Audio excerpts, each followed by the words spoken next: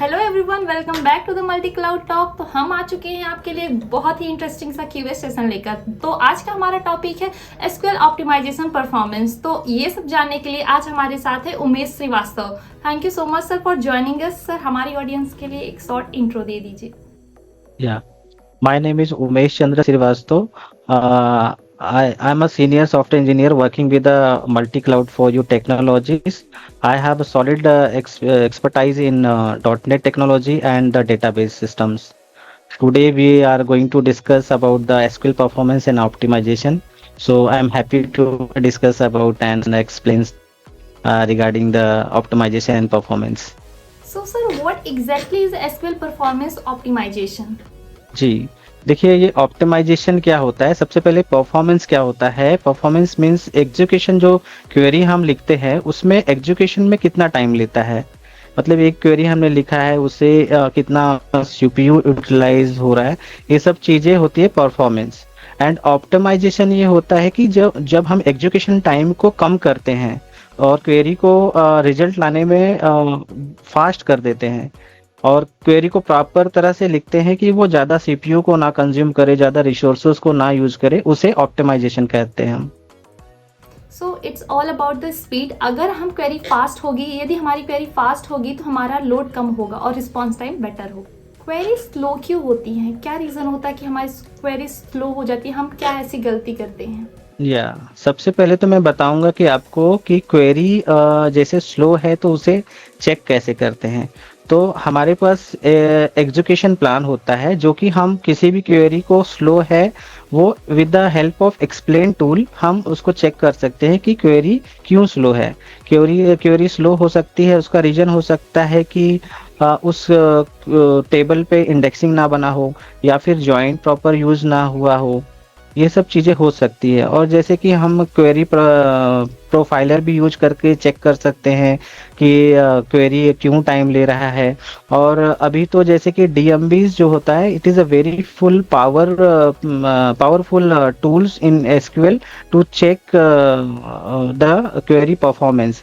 जैसे कि मैं डीएमबी की बात करूं तो डीएमबी जो है एसक्यूएल सर्वर में ये लाइव सीसीटीवी कैमरा की तरह होता है जो कि हमें रियल टाइम में बता देते हैं कि सर्वर के अंदर क्या चल रहा है, सीपीयू किस पे खर्च हो रहा है, कौन लॉक कर रहा है टेबल को, कौन डेडलॉक बना रहा है, किस टेबल पर मिसिंग इंडेक्सेस है। तो इसमें डीएमबी बहुत ही इम्पोर्टेंट रोल प्ले करता है। सो सर, एजुकेशन प्लान का रोल क्या होता है?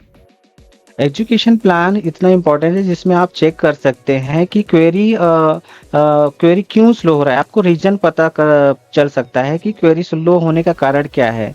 जैसे कि आपको मैंने बताया कि टेबल पे इंडेक्सिंग नहीं बना हुआ है, जॉइंट्स प्रॉपर यूज नहीं हुए हैं, और उसमें भी जैसे कि बहुत से ऐसे, अभी मैं आपको कुछ टिप्स भी बताऊंगा कि इसको ऑप्टिमाइज कैसे किया जा सकता है।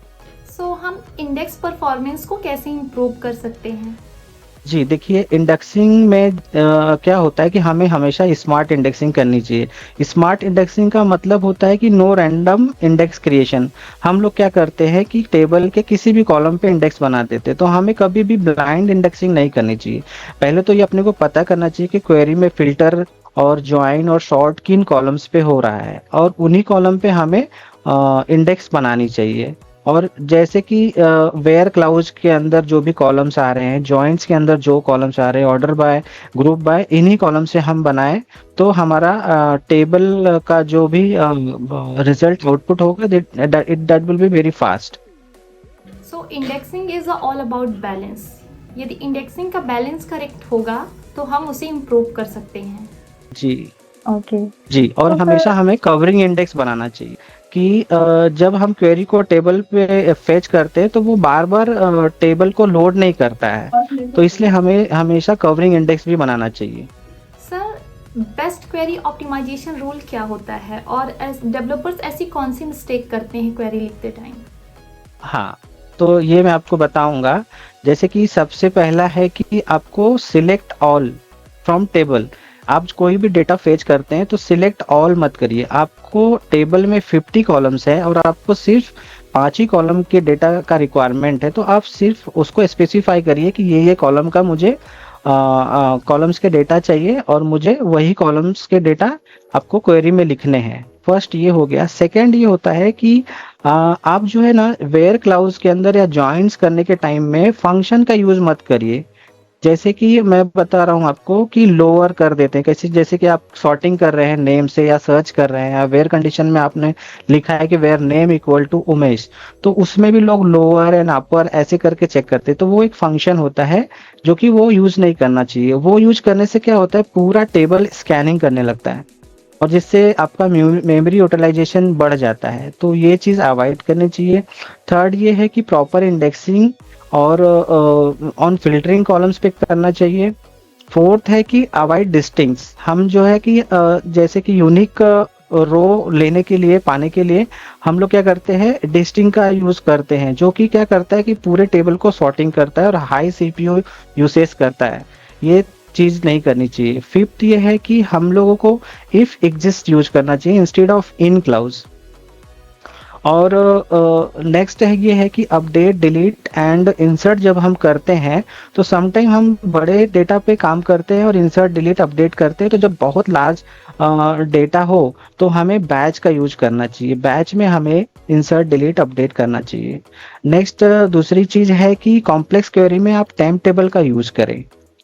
और इसके बाद जैसे कि यूनियन एंड यूनियन ऑल दो होते हैं तो हमें हमेशा यूनियन ऑल चेक का यूज करना चाहिए इंस्टेड ऑफ यूनियन। बिकॉज क्या होता है, यूनियन क्या करता है कि सॉर्टिंग करता है और यूनियन ऑल उससे बेटर होता है।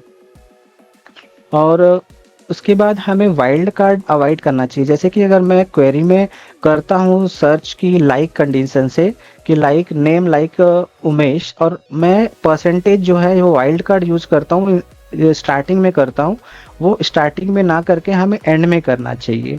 और हमें जैसे मैंने बताया कि कवरिंग इंडेक्स बनाना चाहिए, इंडेक्स प्रॉपर है या नहीं है, वो सब चीज़ों का प्रॉपर हमें चेक करना चाहिए। और टेबल जब भी हम बड़े डेटा की क्वेरी बना रहे हैं तो हमें नो लॉक्स का यूज करना चाहिए, वो उससे भी काफ़ी क्वेरी फास्ट हो जाती है। और हमें सब क्वेरी जो है ये हमेशा, इसका भी यूजफुल तो है बट हमें इसको जॉइंट्स या फिर सीटी में यूज करें तो बेटर रहेगा परफॉर्मेंस। और इसके बाद ना अप्लाई फिल्टर जो होता है, हम जैसे कि हम किसी टेबल पे फिल्टरिंग कर रहे हैं। अभी फॉर एग्जांपल मेरे पास 10 साल का डेटा टेबल में पड़ा हुआ है बट मुझे 1 ईयर का ही डेटा चाहिए, तो मैं ऐसा फिल्टरिंग करूँ कि सबसे पहले मैं 1 ईयर का ही डेटा ले लूँ। जैसे मेरे पास 1 ईयर का डेटा सिर्फ 1 लाख है और टेबल में पड़े 10 लाख है, तो मुझे क्या करना है कि अर्ली फिल्टरिंग करना है। मुझे 1 लाख का डेटा पहले से ही फिल्टर कर लेना है, इसके बाद मुझे उसके ऊपर प्रोसेस करना है। तो अपने को थोड़ा सा क्वेरी ऑप्टिमाइज हो जाएगा और 1 ही लाख के डेटा पे बार बार हम प्रोसेस कर पाएंगे। तो ये भी बहुत इंपॉर्टेंट पॉइंट है कि अर्ली फिल्टर अपने को अप्लाई करना चाहिए। और जैसे कि इक्वल टू का साइन यूज करना चाहिए instead of not equal to, क्योंकि नॉट इक्वल टू क्या होता है कि वो सारे डेटा को कंपैरिजन करता है। और जैसे कि हमें और का भी हम क्लाउज में यूज करते हैं वेयर कंडीशन में, और तो उसकी जगह पे हमें इन क्लाउज का ऑपरेटर का यूज करना चाहिए। और दूसरी चीज है कि डेटा टाइप्स का भी हमें बहुत ध्यान देना चाहिए। जैसे कि हम कैर डेटा टाइप का यूज करते हैं, तो कैर डेटा के टाइप के अंदर क्या होता है कि हम ऑलरेडी उसको जो उसका लेंथ होता है हम डिफाइन कर देते हैं। जैसे कि स्ट्रिंग का लेंथ 10 है बट उमेश में सिर्फ 5 लेटर ही आते हैं, तो लेकिन स्पेस लेगा 10 का, तो उसके लिए हमें वैरकेर या फिर एन वैरकेर का यूज करना चाहिए डेटा टाइप का। तो वो क्या करेगा कि जितना फ्लेक्सिबल है उतना ही मेमोरी को यूटिलाइज करेगा। लेकिन कैर में क्या होगा कि वो खाली छोड़ देगा, उतना आपका एलोकेशन तो लेगा बट भले ही उसमें कुछ ना रहे, बट वो स्पेस का एलोकेट कर लेगा। तो ये चीज आपको करना चाहिए।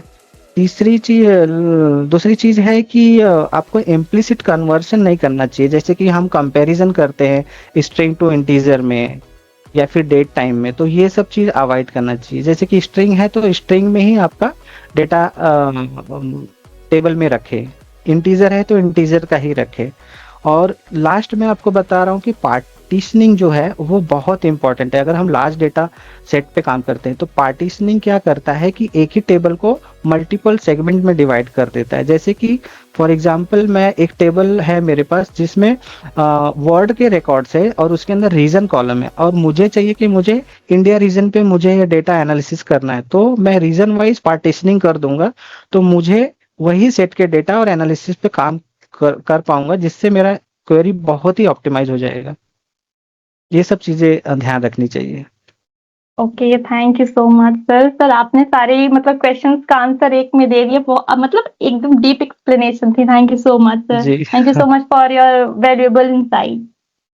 Thank you. Thank you so much sir for amazing insight. Hey everyone, यदि आपको ये वीडियो अच्छा लगा हो और आपने इस वीडियो में कुछ सीखा हो तो हमारे चैनल को लाइक, सब्सक्राइब एंड शेयर करना ना भूलें, और नई अपडेट्स के लिए please hit the bell icon. Thank you so much for joining us. मिलते हैं नेक्स्ट वीडियो में। See you soon.